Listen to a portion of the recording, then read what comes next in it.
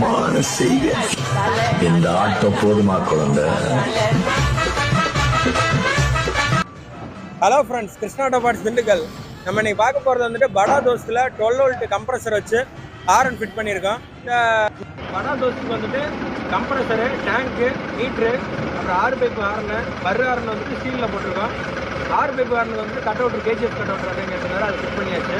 அது இல்லாமல் வந்துட்டு விசில் ஹாரனும் போட்டிருக்கோம். மொத்தம் 3 ஹாரன் ஃபிட் பண்ணியிருக்கோம்.